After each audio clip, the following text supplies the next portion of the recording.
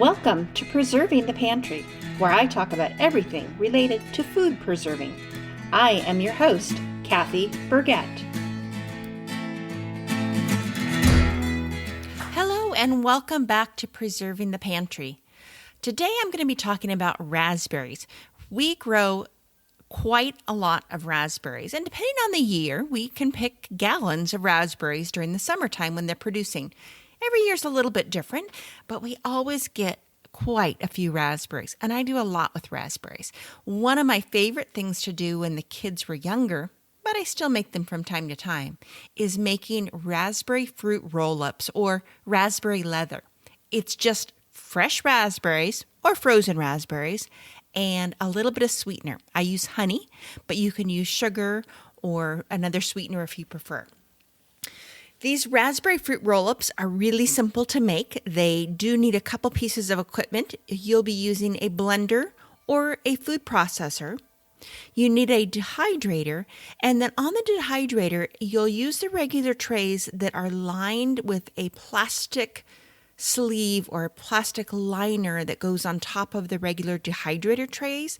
That will hold your fruit leather on. I have a couple of different links to a product that I use that you can go and check them out. So to start with, we use 2 quarts of fresh raspberries. Now this recipe is flexible. You can use a little bit more or a little bit less, but this is a good starting place for what you're going to use. And with those 2 quarts of raspberries, I use 2 tablespoons of honey. As much as I love fresh raspberries and I find them sweet, when they are dried down, they're very tart tasting.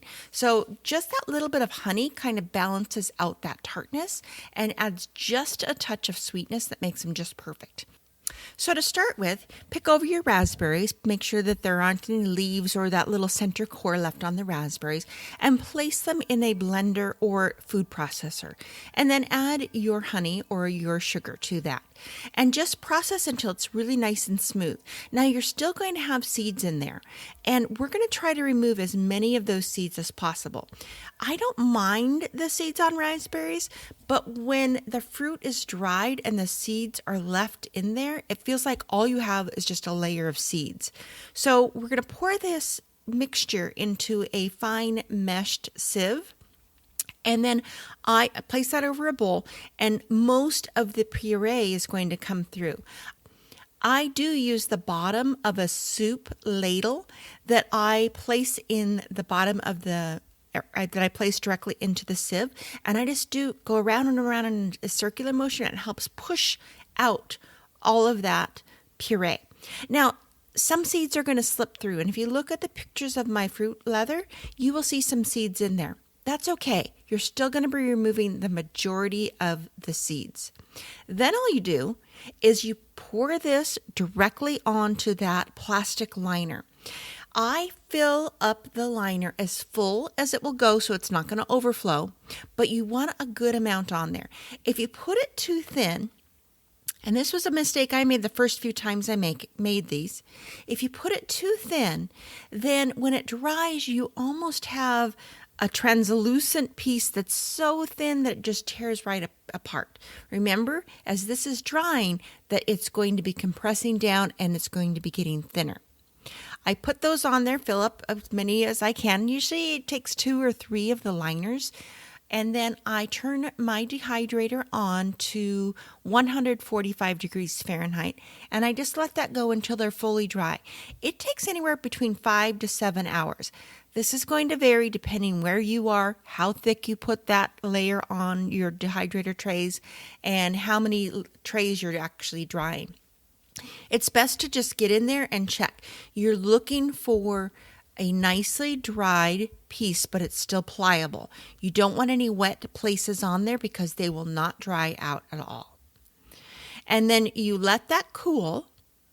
And once it's cool, fully cool, you carefully peel off your fruit leather off the liner. And it just kind of comes off in one big sheet.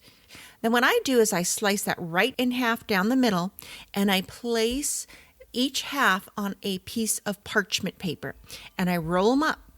And then I take a knife and I just slice right through the parchment paper roll, and I get these nice, cute little fruit leather or fruit roll-up, just like you would buy in the store with those ones that are overly sweetened and really don't have any fruit in them. But it's a great little snack. These disappear quickly, I do have to tell you that. So keep making them, and it's a snack that you'll feel good about your kids or you or your friends or whoever. You'll feel good about them eating it. I hope you enjoy this recipe. I'll see you next week in the pantry. Bye. Thanks for listening, and be sure to tune in again next week for more episodes of Preserving the Pantry.